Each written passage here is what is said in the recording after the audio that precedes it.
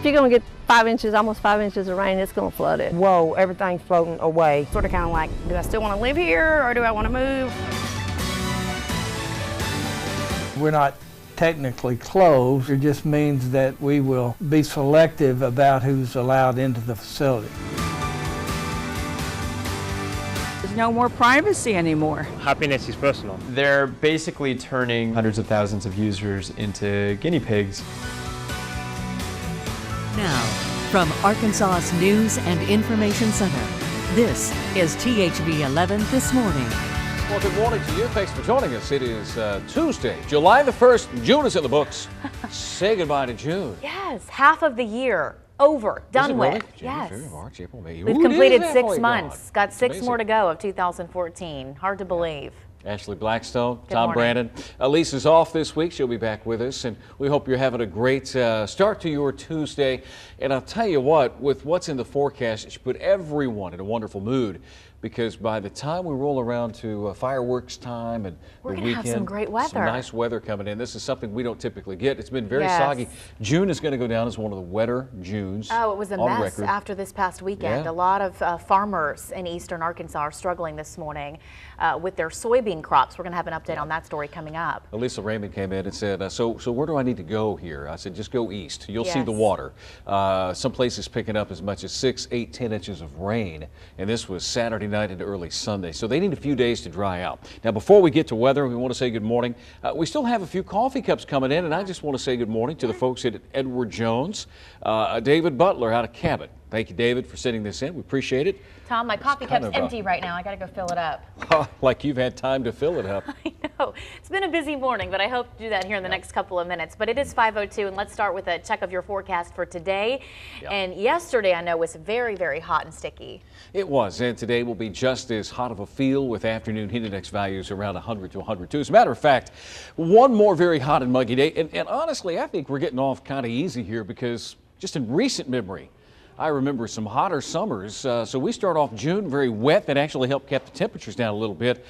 Today, once again, hot and muggy with afternoon heat index values statewide reaching into the upper 90s and low 100s, but take away a few areas in northwest Arkansas. The reason for that, a cold front is on the way. That cold front is going to bring some cooler, drier air. We'll really begin to feel the effects of that basically during the day Thursday, but even some places tomorrow will feel the cooler, drier conditions. And the 4th of July forecast, you got plans? I'll tell you what, I'm giving you the all call right now to make your 4th of July plans. Hanging out by area waterways and lakes. 87 degrees the high in Little Rock. This is for Friday afternoon. We drop off firework time at about 9 o'clock Friday night, 80 degrees. And I'm sure there'll be a lot of folks out firing off fireworks and enjoying the 4th of July. So those are the weather details and the forecast headlines. Downtown at 76 with a wind out of the southwest at 8, dew point 70.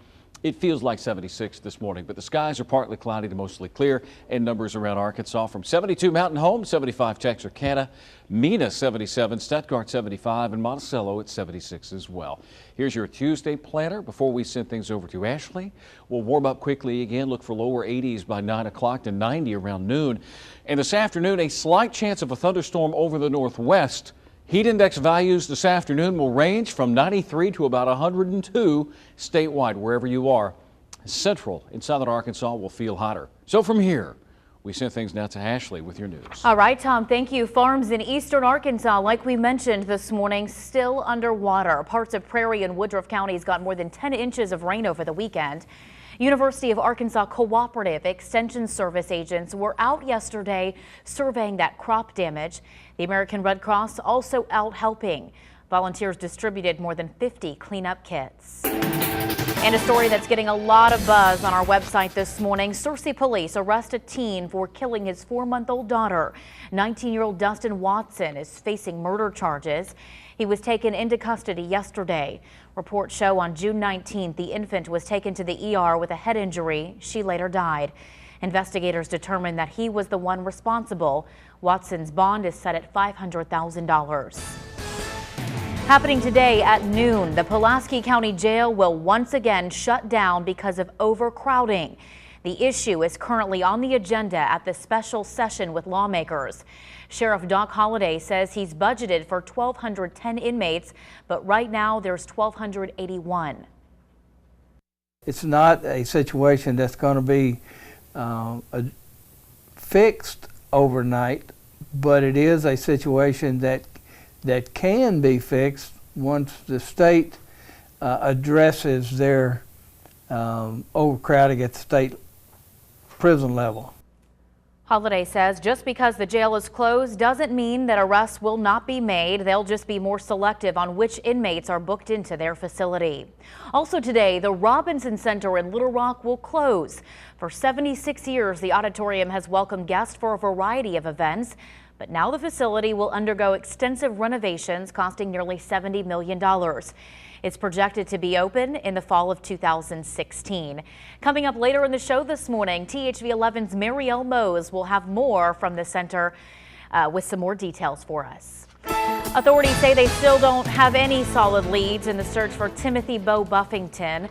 The trustee prisoner was on lawn detail in Pine Bluff when he reportedly escaped with a shotgun and camouflage clothing. Authorities say they still have no reason to believe, though, he's left the Pine Bluff area. Buffington is serving a 20-year sentence for killing his ex-wife back in 1998. The state's public school employees expressing concern with Arkansas lawmakers as their state-funded health and life insurance program face a major deficit. A special committee addressed the issue during a special session yesterday. The proposed legislation would cut benefits for employees working less than 30 hours a week. But teachers and other full-time staff say this would have a devastating effect on school districts and their ability to hire part-time workers such as bus drivers and cafeteria staff. The number one thing that really is needed right now is new funding, and I'm not sure that we're going to get that out of this session. Lawmakers hope to find a solution during this week's session. If they don't, employees will face a 35% increase in insurance premiums starting next year. Louisiana police say one of the people shot on Bourbon Street in New Orleans over the weekend is from Arkansas. Officers say they're not releasing her name, but they also say the 19-year-old girl was shot in the abdomen on Sunday. Witnesses add that several gunshots were heard. The Arkansas girl is listed as stable. Meanwhile, a 21-year-old woman who was shot is still in critical condition this morning. At least 8 others were hurt. As the 4th of July approaches, the city of Little Rock reminding people that shooting fireworks inside the city limits is illegal. The city is extending the hours of its non-emergency line so that residents can report if they hear or see fireworks. That number is 311. The extended hours are Friday and Saturday from 4 p.m. to midnight. Police ask that you do not call 911. In less than a week, the Central Arkansas Development Council will start accepting applications for utility assistance. The Low-Income Home Energy Assistance Program, also known as LIHEAP, assists thousands of Arkansans with their home energy bills. To apply, you will need proof of any and all income for the last month. Several offices will start taking applications on Monday, July 7th, but some won't start until later in the week. We have times, dates, and locations for those offices, as well as an application on our website, thv11.com. 508 now. You ever feel like all the news you read is depressing? Yes. Well, you may be right if you're one of thousands who have their news feeds manipulated by Facebook. For 1 week back in 2012, the social media giant intentionally put upbeat posts on some of its users' feeds and negative posts on others. It was part of a psychological study Facebook conducted with researchers at Cornell and the University of California, San Francisco. Many online expressed outrage after learning about the study, which focused on 690,000 users. Yeah, there's no indication that the subjects were asked if they would like to take part in this study. And one of the Facebook researchers who designed the experiment published a post Sunday apologizing.